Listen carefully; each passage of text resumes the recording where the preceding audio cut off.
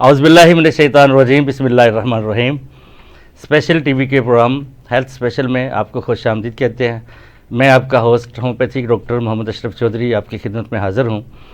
जैसा कि हर हफ्ते हम आपके लिए एक अहम बीमारी और उसका होम्योपैथिक अद्विया से इलाज के बारे में आपकी इन्फॉर्मेशन के लिए यहाँ पे आगाही के लिए हम प्रोग्राम करते हैं।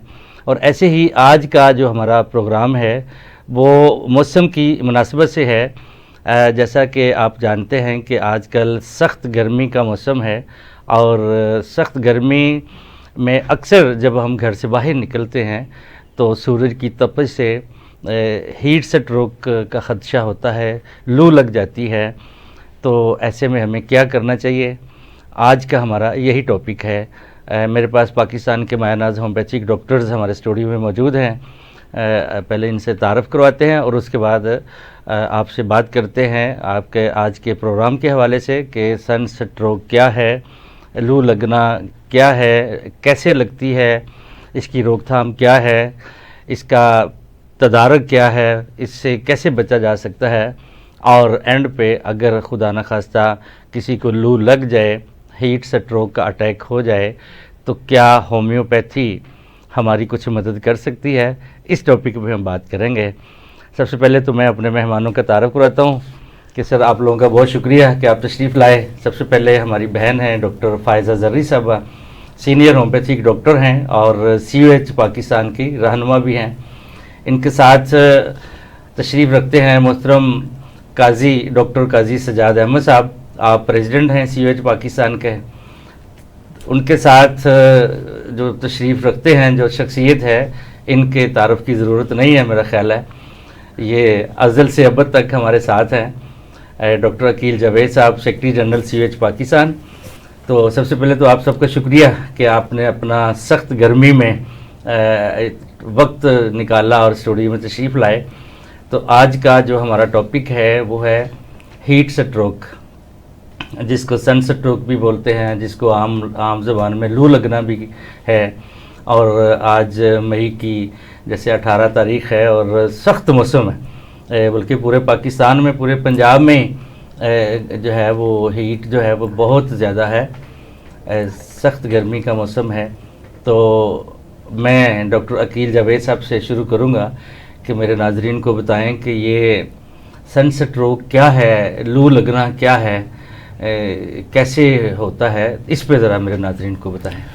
जी, पहले तो आपका बहुत शुक्रिया डॉक्टर साहब, आपने हमेशा में बुलाते हैं, तो आपकी शफ़क़त है, स्पेशल टीवी की मोहब्बत है और नाज़रीन की फ़ीडबैक है जो कि मतलब हमें सराहनीय होते हैं। थोड़ा सा डिस्क्लेमर दे दें, ये प्रोग्राम हम रिफ़ाए आमा के लिए करते हैं ताकि लोगों को इसका फ़ायदा हो सके, लेकिन ऑलवेज़ जो हमारी गुफ्तगू होती है ज़ाहिर है अपने नॉलेज से मशवरे के बाद इलाज की तरफ जाना चाहिए। बाकी रहा आपका सवाल, सन स्ट्रोक क्या होता है, ये लू लगना क्या होता है, तो वैसे तो इसकी डेफिनेशन ही बता रही कि ये क्या होता है। सन स्ट्रोक यानी कि सूरज की वजह से कोई स्ट्रोक हो, कोई ख़राबी पैदा हो तो सन स्ट्रोक है। लेकिन मैं आता हूँ इसकी आगे डेफिनेशन बताऊँगा। और लू तकरीबन वही लफ्ज़ है, थोड़ा सा हम लोकल लैंग्वेज में या हमारे देहातों में उसको लू कहते हैं, लेकिन ऐसा नहीं है, इसके मल्टीपल रीजंस हैं, मैं बताता हूँ।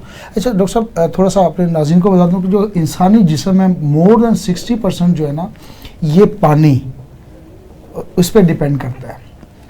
तो जब ये पानी किसी वजह से, उसमें सूरज भी एक वजह है, किसी वजह से कम हो जाए, जिसको हम डिहाइड्रेशन या पानी की कमी बोलते हैं, बेसिकली वो पानी की कमी नहीं होती, बेसिकली नमकियात की कमी हो जाती है, जिसमें सोडियम, पोटाशियम और इस किस्म के नमकियात होते हैं, उनकी कमी की वजह से बाज़ औक़ात मसले मसाइल हो जाते हैं और मैग्नीशियम की कमी हो जाती है।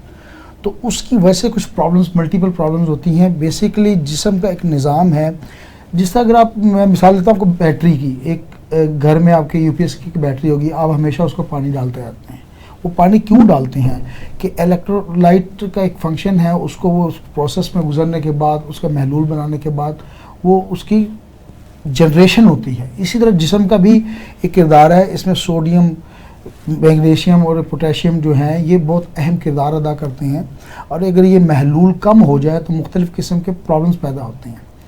इसी तरह मिसाल दूंगा, गाड़ी जब ओवर हीट होती है तो उसका फंक्शन क्या होता है कि उसके जो पानी वाला सिस्टम है वो कहीं से लीकेज हो जाती है, या आपने सुबह निकलते हुए उसको चेक नहीं किया होता तो वो ओवर हीट होती है और अल्टीमेटली जाके वो कोलैप्स, इंजन सीज होने की सूरत में आपके सामने आता है। ये क्रूड मिसाल मैं अपने जो दोस्त हैं, जो नाज़रीन हैं, उनके लिए दे रहा हूँ ताकि उनको अच्छी तरह से हम समझा सकें। अब आते हैं आपका सवाल, टेक्निकल जो सवाल है, जैसे मैंने कहा जी, जिसम का एक इलेक्ट्रिक टाइप एक सिस्टम है जिसमें हमें ये चीज़ें पोटेशियम, मैग्नीशियम और सोडियम क्या करता है कि जो पानी है उसको बैलेंस रखता है, उसको जिस्म के रिक्वायर्ड मकदार के मुताबिक प्रोवाइड करना वो सोडियम की जिम्मेदारी है। इसी तरह पोटेशियम क्या करता है, ये मसल्स की डेवलपमेंट और मूवमेंट के लिए, जो ये मैं आँख हिला रहा हूँ या मैं सर हिला रहा हूँ, जाहिर है मसल्स की वजह से हिला रहा हूँ, तो अगर ये सिस्टम बर्बाद हो जाएगा या इसमें कोई खलल आएगा तो प्रॉब्लम होगी। तो इसी तरह मैग्नीशियम का एक अपना किरदार है, एनर्जी की रिस्पॉन्सिबिलिटी, एनर्जी को डिवाइड करना, उसको मुतलका जगह तक पहुँचाना, इनका किरदार है। तो सूरज की तरफ आते हैं, जब गर्मी और हीट होती है तो होता क्या है कि हम लोग बग़ैर किसी तैयारी के हमें एक्सपोजर मिलता है सन का, जिसकी वजह से सूरज की रोशनी या सूरज की शुआएं जिस्म में हीट पैदा करती हैं। अच्छा, जिस्म का जो नॉर्मल टेम्परेचर है वो अगर मैं फ़ारेनहाइट में बात करूं तो 98.4 से ऊपर नहीं होना चाहिए, और अगर इसको सेंटीग्रेड में बात करूं तो 37 सेंटीग्रेड से ऊपर नहीं होना चाहिए। तो जब ये जिस्म का फ़ारेनहाइट में या सेंटीग्रेड में टेम्परेचर नॉर्मल से ऊपर जाता है तो वहाँ पे एक रेजिस्टेंस मतलब ज़ाहिर आती है, ब्रेन ने सिग्नल देना मुतासर होता है और पेशेंट को मल्टीपल इश्यूज़ हो जाते हैं। वो आगे जाके हम उनके साइन और सिम्टम्स पे भी बात करेंगे इंशाअल्लाह ताला। लेकिन सनस्ट्रोक में होता क्या, अगर सनस्ट्रोक हो जाए तो वो 104-105 फ़ारेनहाइट से ऊपर चला जाता है टेम्परेचर, बॉडी का टेम्परेचर। देखें बाहर अगर 37 डिग्री सेंटीग्रेड चल रहा है और जिस्म 37 डिग्री को मेंटेन कर पा रहा तो वेल एंड गुड। होता क्या गर्मियों में, लाहौर जैसे शहर जहाँ पे हम बैठे हुए हैं, यहाँ पे 48-48 सेंटीग्रेड तक टेम्परेचर पंजाब में चला 50 तक चला जाता है। तो अल्लाह ताला ने जिस्म में एक ऐसी कुव्वत रखी हुई है, ऐसा निज़ाम है जो उसको जो पसीना आता है वो क्या है, बेसिकली पसीना जब आता है ये कूलिंग निज़ाम है। जैसा एयर कूलर को देखें, वो क्या करता है कि वो पानी के फुहारे छोड़ता है या पानी डिस्चार्ज करता है तो एयर को वो कूल रखने की कोशिश करता है। जब पसीना आता है तो ये कूलिंग निज़ाम है, सब बिल्कुल नहीं घबराना चाहिए। ये एक अल्लाह ताला ने, बुखार भी हो तो घबराना चाहिए। इसका मतलब है कि आपकी वाइटल फोर्स या आपकी इम्यूनिटी पावर काम कर रही है। तो वो जब ब्रेन को सिग्नल जाता है कि इस वक्त टेम्परेचर गाड़ी का या जिस्म का बढ़ रहा है, अब मैं आता हूँ, मैं मिसाल गाड़ी से दे रहा हूँ, जब गाड़ी का टेम्परेचर बढ़ता है तो आपकी वो जो रेड सुई है वो आपको अलर्ट करना स्टार्ट कर देती है कि ये एक मुकर्रर मकदार से आगे जा रही है। तो पसीना जब ब्रेन को सिग्नल जाते हैं और उसके ग्लैंड काम करता है, पसीना खारिज होता है तो वो जिस्म को ठंडा रखने में मदद देती है। लेकिन जब वो सन स्ट्रोक या हीट स्ट्रोक की तरफ मामला जा रहा होता है तो वो नर्वस सिस्टम या हमारा CNS जो सेंट्रल नर्वस सिस्टम है वो इतना डिस्टर्ब होता है कि वो पसीने के खराज नहीं हो पाता, कोलैप्स हो जाता है, यानी कि सीज वाली पोजीशन में चला जाता है। तो वहाँ पे खुदा न खास्ता वो फैटल हो सकता है और उसकी मैनेजमेंट सेकंड और मिनटों इसको सादे लफ्ज़ों में अगर एक जुमले में बता दें कि हीट स्ट्रोक कैसे लगता है? जी, हीट स्ट्रोक 2-4 रीज़न उसकी हो सकती हैं। एक तो गर्मी, सूरज में आप निकलते हैं, उसमें काम कर रहे हैं या ज़्यादा देर आप स्टे कर रहे हैं तो ज़ाहिर है जिस्म में जो पानी है वो कम हो रहा है, उसकी वजह से वो मतलब जो मकदार चाहिए वो ज़ाया हो रही है गर्मी की वजह से ज़्यादा। एक ये वजह है। ओवर एक्सरसाइज से भी बाज़ औक़ात जो हमारे खिलाड़ी बच्चे हैं वो बहुत ज़्यादा एक्सरसाइज करते हैं, वो सर्दी में करें में गर्मी, उसमें सर्दी और गर्मी का ताल्लुक नहीं है। वो ओवर हीटिंग में जब जिस्म जाता है तो ज़ाहिर उसकी रिक्वायरमेंट बढ़ती है और पसीना निकलता है, उससे जिस्म में नमकियात की बेसिकली कमी होती है। हम पानी कह रहे हैं लेकिन वो पानी चूँकि नमकियात का एक महलूल होता है तो उसकी कमी की वजह से ये सादा अल्फाज में इसको ऐसे आप कह सकते हैं। जी, डॉक्टर काजी सजाद अहमद साहब, अकील साहब ने बताया कि लू कैसे लगती है। मौसम तपश है, गर्मी इंतहा पे है, दोपहर है, आम लोग, बच्चे, बूढ़े, जवान, कोई भी अगर वो बग़ैर सर ढांपे यानी कि हिफाजती तदाबीर के बग़ैर वो गर्मी में सूरज में बाहर गए हैं तो यकीनन उनको लू लगने का ख़दशा है। अगर लू लग जाए तो उसकी अलामात क्या हैं, ये मेरे नाज़रीन को बताएं। क्या होता है जब लू लगती है? जब लू लग जाती है तो सर दर्द, उसके साथ थ्रोबिंग होगी, जैसे नब्ज़ चलती है, ये थ्रोबिंग ताकि आम आवाम ज़रा समझ आए, जैसे नब्ज़ चलती है धड़कन सी महसूस होती है सर में, धड़कनदार सर दर्द हो सकते हैं उनको। फिर आंखें भी लाल होती होंगी, चेहरा भी लाल होता है, फिर बेलाडोना भी याद आती होगी। बेलाडोना एंड पर होगी, अभी उसको डिस्टर्ब न करें। अच्छा। चक्कर भी आते हैं उनको, मथली होती है, वॉमिटिंग की कैफियत हो सकती है। अभी मैं आपकी बात यहाँ रुकूं, चंद दिन पहले मेरे एक बड़े करीबी दोस्त थे, वो छत पे खड़े हैं अपनी सीढ़ियों के पास, एकदम बड़े नॉर्मल, कोई उनको बीमारी नहीं थी, कोई टेंशन नहीं थी, बड़े फिट थे, लेकिन क्या था कि पानी कम पीते थे। वो बकौल उसके कि मैं पानी हमेशा कम ही पीता हूँ। वो सीढ़ियों से गिरे हैं, लड़खड़ाते नीचे हैं, बड़े सीरियस इंजर्ड हुए हैं, 2 महीने हॉस्पिटल में रहे हैं, फ्रैक्चर हुए हैं। तो उसकी जो डायग्नोज डॉक्टरों ने की है, तो उन्होंने कहा जी कि आपके जिस्म में पानी की कमी थी, नमकियात की कमी थी, इसलिए आपको वर्टिगो हुआ, अदरवाइज ऐसा नहीं होना था। इसका मतलब है कि ये बहुत इम्पोर्टेंट है। हाँ जी, कि पानी बैलेंस रखना। पानी देखें, अगर नमकियात ज़्यादा हो गया और पानी कम है ना, ये दोनों का बैलेंस ज़रूरी है। ये नहीं हो सकता है जी कि आप पानी को इग्नोर कर दें और मैं 1 गिलास पानी में 3 चम्मच उसके नमक के डाल दूँ, कि बैलेंस। इस तरह पानी भी ज़रूरी है, नमकियात भी ज़रूरी, दोनों चीज़ों का बैलेंस है। अगर जब एक्स्ट्रा होता है तो वो भी नुकसान देती है। अगर स्पेशली मैं सोडियम की बात करता हूँ, अगर ये अपनी रिक्वायर्ड मकदार से ज़्यादा होगा तो बीपी शूट करेगा, गुर्दे फेल हो जाएंगे। तो इसकी और काज़े बैलेंस होना चाहिए दोनों चीज़ों का, पानी और साल्ट जितने भी बॉडी को रिक्वायर है। फिर बोलने में लड़खड़ाहट आ जाती है, उससे एक तरीके से उसकी जो अल्फाज हैं प्रॉपर नहीं बोल सकता। जब और सीरियस कंडीशन होती है तो उसकी मूवमेंट जो होती है, स्पेशली टांगों और हाथों की, ये सल्ब हो जाती है, फिर बेहोश हो जाते हैं। तो ये उसके सिम्टम्स हैं। नेक्स्ट सवाल बुखार नहीं, वो काजेज में आते बुखार, वो काजेज लू लग गई, नहीं अटैक हो गया तो फिर नहीं, वो वैसे उसके टेम्परेचर, उसको आप बुखार नहीं कह सकते। बुखार में और लू लगने में फ़र्क है। बुखार का टेम्परेचर जो है ना 1.4 या 1.5 से आगे नहीं जाता नॉर्मली। कुछ एक्सेप्शनल केसेस हैं वो चले जाते हैं, एक्सेप्शन इज देयर, बट आम तौर पर जो होते हैं ना वो 104 105 तक ही उसके टेम्परेचर रहते हैं और वो स्लोली इंक्रीज होते हैं। लू का तो ये होता है कि विद इन 10 to 15 मिनट्स ये 105 6 7 तक चला जाता है, ये बड़ा डेंजरस होता है। जी मैम, आप से सवाल है कि क्या लू लगने से जिस्म में किस किस चीज़ की कमी पैदा हो सकती है, मसलन नमकियात की कमी हो सकती है या और क्या क्या जो प्रॉब्लम्स आ सकती हैं? सबसे पहले तो जो डिहाइड्रेशन है लू लगने में या हीट स्ट्रोक में, वो सबसे पहला सिम्टम है डिहाइड्रेशन। और डिहाइड्रेशन की वजह से जिस्म में मुख्तलिफ मिनरल्स की कमी हो जाती है, जैसे कैल्शियम, पोटाशियम, मैग्नीशियम और जिंक। इनकी कमी की वजह से बॉडी के मसल्स पे इफ़ेक्ट होता है, मसल्स वीक होना शुरू हो जाते हैं और हीट स्ट्रोक के पेशेंट को मस्कुलर क्रैम्प्स आना शुरू हो जाते हैं। ये भी हीट स्ट्रोक का एक मेजर सिम्टम है। तो जहाँ पे इलेक्ट्रोलाइट इम्बैलेंस होगा वहाँ पे मस्कुलर डिसेबिलिटी और मस्कुलर वीकनेस के सिम्टम्स जो हैं बहुत प्रोमिनेंट होंगे। तो इसके लिए पानी के साथ साथ जो है इलेक्ट्रोलाइट इम्बैलेंस के लिए फूड बहुत इम्पॉर्टेंट है, उसके बारे में आगे डिटेल में बात करेंगे। लेकिन इलेक्ट्रोलाइट इम्बैलेंस और वाटर इनटेक, ये दोनों चीज़ें जो हैं उनको प्रॉपर बैलेंस्ड होना ज़रूरी है। नहीं, कमी किस बात की होती है? लू लगने से मुतासर क्या होता है? लू लगने से जिस्म के मल्टीपल ऑर्गन्स जो हैं वो मुतासर होते हैं।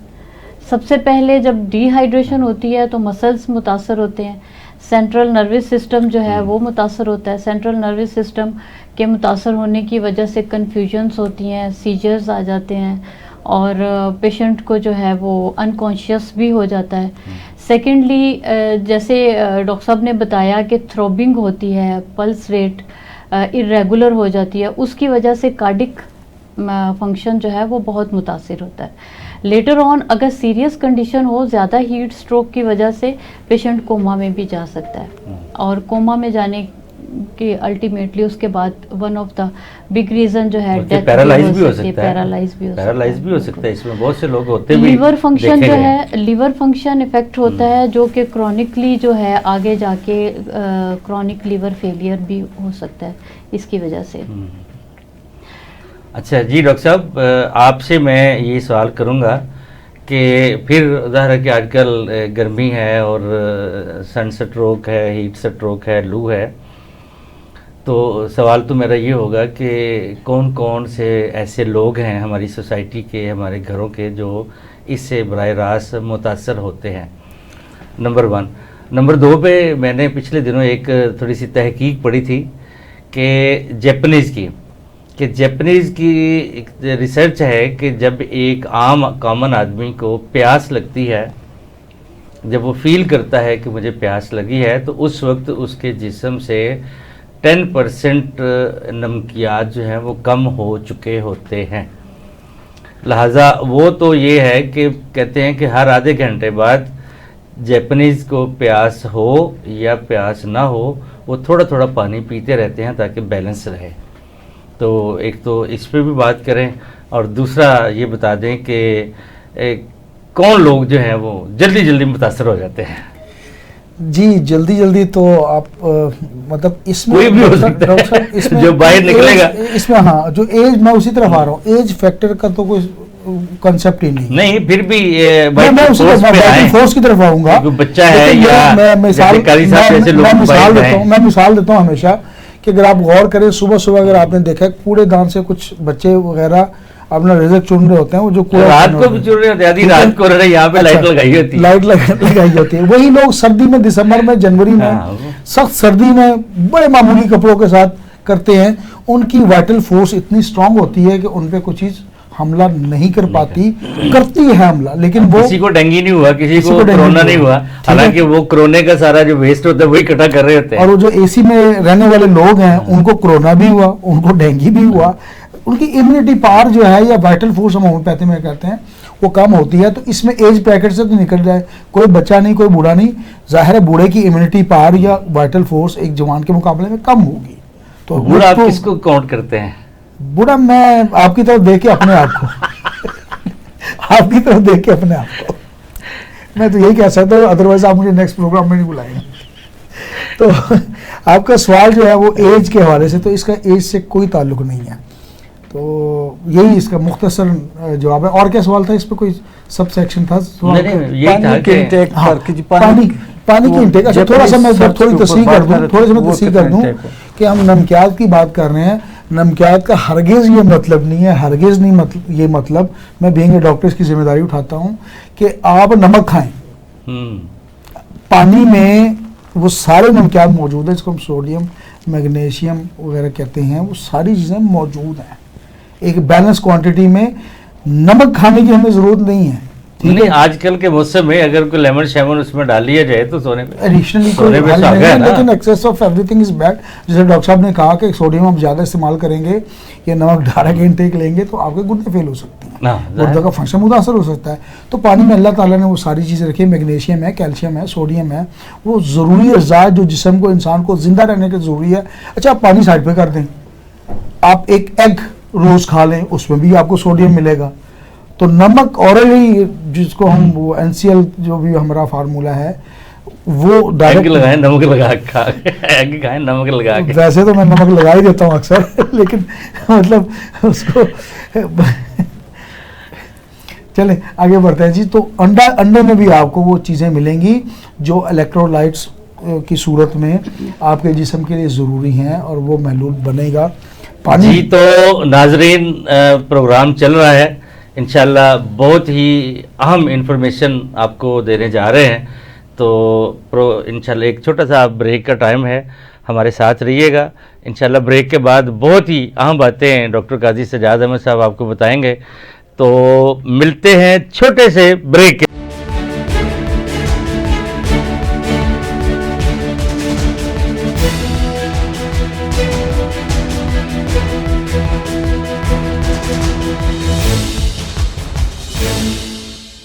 जी, तो नाज़रीन, ब्रेक के बाद दोबारा आपकी खिदमत में हाज़िर हैं।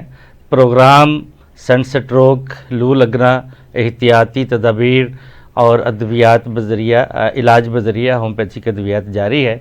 डॉक्टर अकील जावेद साहब प्रोग्राम से ब्रेक से पहले गुफ्तगू कर रहे थे कि पानी की कमी को कैसे पूरा किया जाए। आप इसको ज़रा कंटिन्यू करें। जी डॉक्टर साहब, पानी की कमी को पानी पी के ही पूरा करना है। और थोड़ा सा मैं बता दूं, पानी बिला ज़रूरत भी नहीं पीना।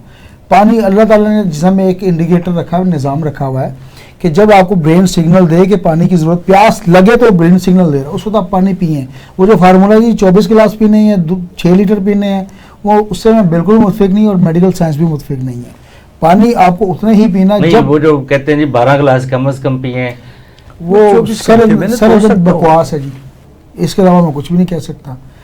जब आपको ब्रेन सिग्नल दे कि पानी की ज़रूरत है, वो डिहाइड्रेशन हो रही है, उस वक्त पानी पीना चाहिए। वो सिग्नल आपको मिल गया कि 5% 10% वेस्टेज है, आपको नमकियात की कमी हो रही है, पानी पी के वो नमकियात पूरे होते हैं। पानी बेसिकली अगर पानी की केमिस्ट्री को देखें तो उसमें वो नमकियात, वो ज़रूरी नमकियात जो है वो चाहिए। पानी की कमी को पूरा करने के लिए सिंपल आंसर इज़ दैट कि पानी पिएँ। पानी नहीं तो आजकल माशाल्लाह ये वाटरमेलन का ज़िमनी सवाल आ गया कि क्या ख़वातीन भी मुतासर जल्दी हो जाती हैं या बच्चे जल्दी लूल में अटैक बच्चों पे होता है या बूढ़ों पे या जवानों पे? जल्दी अटैक किन पे होता है जिनको परहेज की ज़रूरत है कि सख्त गर्मी में बाहर ना निकलें? जी बिल्कुल, जल्दी अटैक उन्हीं पे होता है जिनकी वाइटल फोर्स कमज़ोर होती है। हो सकता है मैं धूप में 6 घंटे मैं फिर जाऊँ, हो सकता है आप 3 घंटे भी ना निकाल पाएं, तो आपके और मेरे वाइटल फोर्स का फर्क होगा। अदरवाइज मेरे 6 घंटे लगाते हैं, अपने 3 लगाते हैं। मैं डॉक्टर काजी साहब की तरफ आया था, हो सकता है काजी साहब जो है वो 6 घंटे फिर जाए, मैं 3 घंटे भी ना निकाल पाऊँ। अच्छा, फर्क दोनों में क्या होगा मैं समझने की कोशिश करूँ। मैं एक फिलासफी बता रहा हूँ कि जिस्म में एक ऐसा निज़ाम मौजूद है जो हमा वक्त हरकत में रहता है। जब भी ज़रूरत पड़ती है, ये एक फौज है, जब भी ज़रूरत पड़ती है कोई फ़ौरन बॉडी या फ़ौरन फौज पे हमला करे, फ़ौरन से मतलब बाहर वाली फौज हमला करे, तो आपका जिस्म का मैकेनिज्म और ये निज़ाम, ये वाइटल फोर्स एक्टिव होती है, उस आर्मी को या दुश्मन आर्मी को भगाती है। और जब ये बुखार होता है या किसी किस्म का वो आप रिएक्शन महसूस करें, ये बेसिकली बुखार बीमारी नहीं, एक रिएक्शन है। वो अगर किसी को बुखार ना हो तो ये नेगेटिव है, बुखार होना पॉजिटिव है। इसी तरह अगर आपको पसीना आ रहा है पानी की कमी की वजह से, या आपका जो वो बॉडी टेम्परेचर हाई हो गया है, तो अल्लाह ताला ने कूलिंग के लिए पानी का छिड़काव होता है पसीने की सूरत में। लेकिन जब छिड़काव होता है तो ज़ाहिर है नमकियात आपके ज़ाया हो रहे हैं। और बिल्कुल जब ये पसीना आना बंद हो जाए तो दिस इज़ द टाइम कि आपने सोचना वो फैटल हो सकता है। मेरा ख्याल ज़्यादा टाइम मैं ले रहा हूँ तो आगे बढ़ा। सर जी, हीट स्ट्रोक से इंसानी बॉडी का कौन सा हिस्सा ज़्यादा मुतासर होता है? देखिए, बॉडी तो पूरी होती है, लेकिन जिस तरह आपने कहा एक जुमले में, तो वो हमारा सेंट्रल नर्वस सिस्टम होता है, क्योंकि वो इस सबको कंट्रोल कर रहा होता है। बाकी उसमें मैं थोड़ा सा इसको एक्सप्लेन इस तरह करता हूँ। पानी की भी जो बात हो रही थी कि ये एनवायरनमेंट पर एक आदमी जो 24 घंटे वो मैं थोड़ा सा सवाल आपसे कर लूँ, उनसे नहीं करना, वो तो बड़े खिलाफ है। क्या आजकल जो सख्त मौसम चल रहा है जिसमें पसीना भी है, गर्मी भी है, धूप भी है, तपश भी है, सिर्फ सादा पानी पे ही जोर रखे या उसमें कोई लेमन शेमन डाल लें, कुछ शरबत, उस तरफ ये चीजें भी जो हमारे देसी मशरूबात हैं ये चल सकते हैं? नहीं, मैं डिपेंड करता है। एक आदमी एसी में 8 घंटे ड्यूटी दे रहे हैं, उसको तो एक्स्ट्रा साल्ट की कोई जरूरत नहीं। एक आदमी तंदूर पर रोटियां पका रहा है, बिल्कुल, एक ब्रिक्स किलन पर काम कर रहा है, नहीं, वो भी ईंटों के भट्टे पर काम करता है। एक वो जो राज मजदूर जो कहते हैं कि वो 8 घंटे धूप में बदन उठाकर 4-4 6-6 मंजिलें ऊपर जाते हैं, उनको ज़रूरत होगी, उन्हें बिल्कुल ज़रूरत होगी। जो आदमी ऑफिस में बैठे हुए हैं या अपने किसी बिजनेस स्पेस पर बैठे हुए हैं, एसी लगा हुआ, पंखा लगा हुआ, तो उनको ज़रूरत नहीं। अगर वो लेंगे तो उनको नुकसान होगा, किडनी भी उनके जो है ना फेल होने के चांसेस हैं और ब्लड प्रेशर भी हाई होगा। तो इसलिए ये एनवायरनमेंट पर डिपेंड करता है कि आपने साल्ट लेने या नहीं लेने, हर एक आदमी के लिए नहीं। सवाल आप ये कर रहे थे जी कि कौन से लोग, बच्चे, बूढ़े, जवान, ख़वातीन कौन से मुतासर होते हैं। इसमें वो लोग होते हैं जिनकी एक जुमले में तो डॉक्टर साहब ने कह दिया था कि इम्यूनिटी जिसकी वीक हो गई, जो डायबिटीज़ पेशेंट हैं, हाई ब्लड प्रेशर के जो पेशेंट हैं, क्योंकि ऑलरेडी उनका सिस्टम जो है उनका ब्लड प्रेशर हाई रहता है, और वो अगर एहतियाती तदाबीर नहीं करेंगे, घर से बाहर निकलते हुए पानी का इस्तेमाल प्रॉपर करके नहीं निकलेंगे और ज़्यादा देर तक धूप में रहेंगे या हीट वाली जगह, ज़रूरी नहीं कि धूप में हो, अगर वो जैसे अभी बात हो रही थी कि ख्वातीन 24 अपने घरों में सब काम करती हैं, या इसी तरह जो एक मज़दूर है, तो उनके लिए ये ज़रूरी है कि वो अपने पानी पर तवज्जो दें। वो 12 से 20 गिलास भी पी सकते हैं, लेकिन जो आदमी एसी में बैठे हो सकते हैं 5-4 गिलास पी लें, बैलेंस उन दोनों का बराबर रहेगा। वो एनवायरनमेंट पर डिपेंड करता है। मैं थोड़ा सा ऐड कर दूँ डॉक्टर साहब, डॉक्टर साहब जैसे बीमारियों के डायबिटीज़ के जो शिकार हैं या ब्लड प्रेशर के जो या हाइपरटेंशन के शिकार हैं, इसमें ऐड कर लें जो एड्स के मरीज़ हैं वो भी प्रोन टू हो सकते हैं। अब फिर मैं अपने जो आपको स्ट्रेंथन करने की कोशिश करूंगा कि एड्स के मरीज़ क्यों, वाई, डायबिटीज़ के मरीज़ क्यों, वाई, इसी तरह हाइपरटेंशन के मरीज़ क्यों, वाई।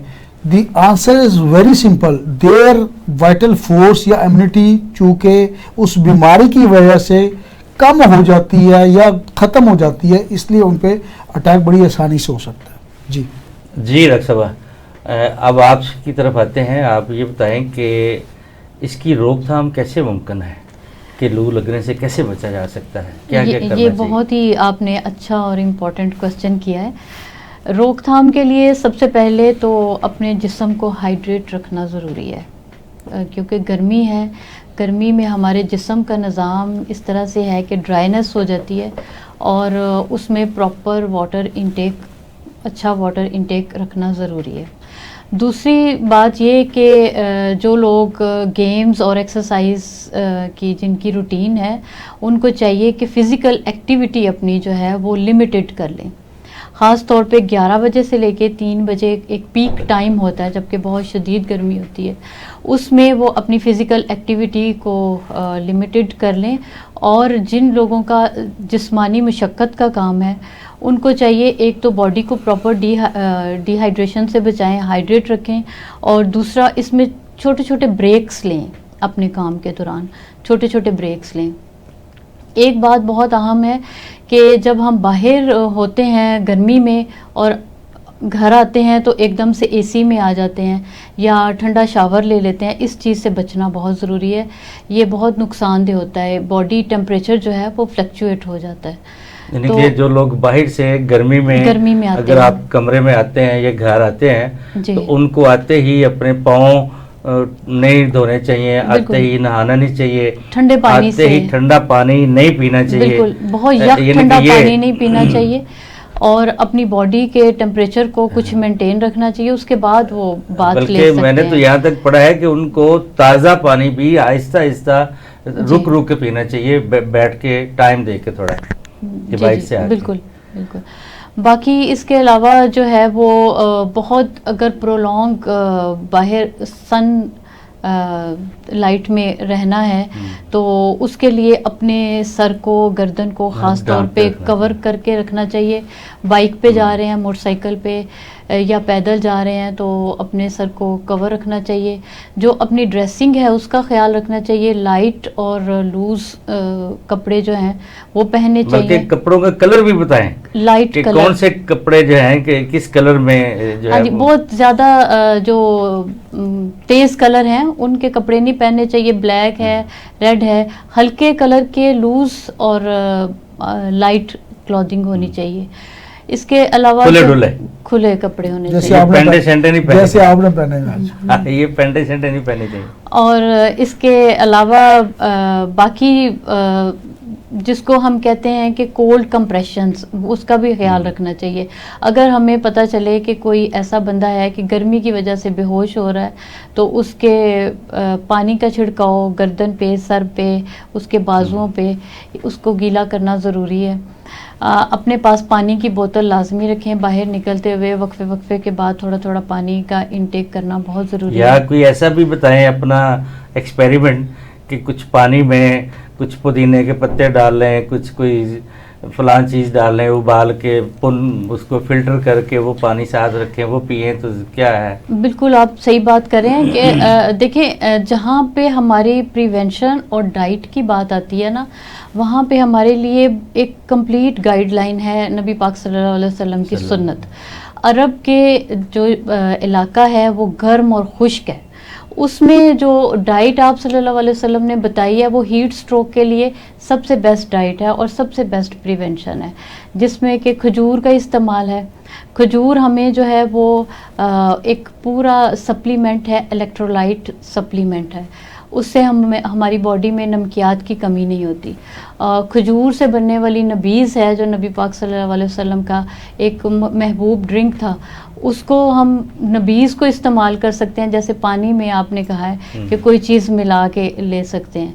दूसरा इसके अलावा शहद है, शहद जो है वो स्वीटनर भी है और उससे हमें बहुत से मिनरल्स भी मिल जाते हैं। लुबान जिस अरबी में जिसको कहते हैं, हम हमारे यहाँ दही लुबान, उसकी लस्सी बना के, कच्ची लस्सी जिसको दूध की लस्सी कहते हैं, वो पिएं, उससे डिहाइड्रेशन रिकवर हो जाती है और बॉडी जो है वो हीट स्ट्रोक से बच भी जाती है। जो आपने पानी में मिला के लेमन का कहा है, तो उसमें जिंजिबर कहते हैं इसको, अदरक को। अदरक जो है वो अगर हम पानी में थोड़ा सा टुकड़ा उसका मिला के पीते हैं तो उसका इफ़ेक्ट ये है कि उसमें कूलिंग प्रॉपर्टीज़ हैं जो कि हमारी बॉडी के हीट इफ़ेक्ट्स को न्यूट्रलाइज करता है और हमारे इलेक्ट्रोलाइट इम्बैलेंस को भी रेगुलेट करता है। इसके बाद पुदीना है, पुदीना जो है, मिंट, वो भी कूलिंग इफ़ेक्ट्स हैं उसके, वो भी हमारे चीज़ें हैं कि अगर आप थोड़ा सा पीस अदरक का काट के वो पानी में डाल लें, 2 लीटर पानी, 1 लीटर पानी में मिंट डाल लें, लेमन 4 पीस करके डाल के 2 घंटे पड़ा रहने दें, बाद में फिल्टर कर लें, वो पिएं और उसमें वो एक नेचुरल ORS बन जाता है जो कि हमारे जिस्म के हमारे जिस्म को रिहाइड्रेट भी करता है और उसके मिनरल्स डेफिशिएंसी को भी रिकवर करता है। जी जनाब, अब आपकी तरफ आते हैं कि सर रिस्क फैक्टर क्या है लू लगने से, इस पर रोशनी डालें। बंदा फौत हो सकता है। अच्छा, उसका कर दिया बहुत आपने। बात मैंने मजाक में की है, हो सकता है, बिल्कुल ये बहुत बड़ा फैक्टर रिस्क है, अल्लाह ना करे कि फौत हो। मैं एकदम मैंने आपको जवाब इसलिए दिया कि हमारे नाज़रीन को इसको सीरियस लेना है। जब आपका CNS डिस्टर्ब होता है, मैंने अपनी लाइफ में लोग फौत होते देखे हैं, डेथ्स कैजुअलिटी थोड़ा सा मैं सेंसिस पे बात कर लेता हूं। बाहर आए हैं, धूप से आए हैं, आते ही उन्होंने बहुत ठंडे पानी की पूरी पीना शुरू हुए, उसी वक्त ही उनको कोलैप्स हो गया। अच्छा, थोड़ा सा मैं सेंसिस की तरफ आता हूँ। अगर आपको याद हो 2015 में बदतरीन किस्म की गर्मी चली थी, तो उसमें 1200 लोग पूरे मुल्क में, पाकिस्तान की बात हो रही है, फौत हो गए थे सिर्फ लू लगने से या हीट लगने से फौत हो गए थे, और ज़्यादातर मामला हुआ था कराची में। ठीक है, तो 1200 लोग वो फौत हुए, तो वो एक रिकॉर्ड मौजूद है पाकिस्तान में। तो बिल्कुल जब आपका सेंट्रल नर्वस सिस्टम डिस्टर्ब होगा, जब आपको पसीना ना आए, आपका बॉडी टेम्परेचर 105 जैसा डॉक्टर साहब ने कहा 106 107 को टच कर जाए, तो बिल्कुल मिनटों और सेकंडों में फौत की हो सकती है, मौत हो सकती है। फौरी तौर पे करना क्या है, अगर आप ऐसे मरीज को देखें या सिम्टम चलते हुए आपको कोई ऐसा बंदा गिरा हुआ, क्योंकि अनकॉन्शियसनेस में भी चला जाता है, कोमा में भी पेशेंट जा सकता है, तो आपने करना ये है कि अगर वो पानी नहीं पी सकता तो आपने पानी का छिड़काव करना है। स्पेशली ये जो कानों की लो है, यहाँ से कोशिश करें या चम्मच से कोशिश करें कि उसको पानी दें, यहाँ पे पानी लगाएं, छिड़कें, किसी तरह से उसकी डिहाइड्रेशन ख़त्म करने की कोशिश करें।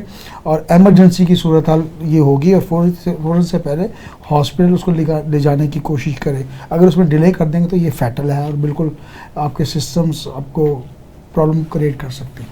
काई साहब, आपकी क्लिनिक में एक पेशेंट आया है, वो तो कोमा में है, बेहोश है, तो कैसे पता चलेगा कि ये इसको लू लगी है या सनस्ट्रोक है, कैसे उसका ट्रीटमेंट शुरू करेंगे? देखिए, उसके साथ कोई होम्योपैथिक डॉक्टर कैसे शुरू करेंगे? उसके साथ अब होम्योपैथी पे आ गए हम। उसके साथ कोई ना कोई आया मतलब एंड हो रहा है उसके साथ कोई ना कोई दोस्त वाकिन में से वो बता सकते हैं कि इसको फलां वक्त ये हुआ है, ज़ाहिर है वो यही बताएंगे ना कि धूप से बाहर आए हैं। ठहर देना फिर उसमें ये कोमे में या अनकॉन्शियस होने में ब्लड प्रेशर लो होना भी शामिल है, शुगर लेवल भी लो होने से भी इंसान बेहोश हो सकते हैं, लू लगने से भी हो सकते हैं। अब एक तो चीज़ ब्लड प्रेशर भी चेक करना चाहिए, क्या है इसके वो किस लेवल पर है, ठीक है। शुगर लेवल भी, अगर ये दोनों नॉर्मल, बल्कि फिर नॉर्मल नहीं होंगे बल्कि ये ब्लड प्रेशर तो हाई होगा उसका, फिर नॉर्मल नहीं होगा बल्कि हाई होगा। उस सूरत में एक तो उसको ग्लोनाइन 200 में 5-5 मिनट के बाद उसको 3-4-6 खुराकें भी दे सकते हैं आप।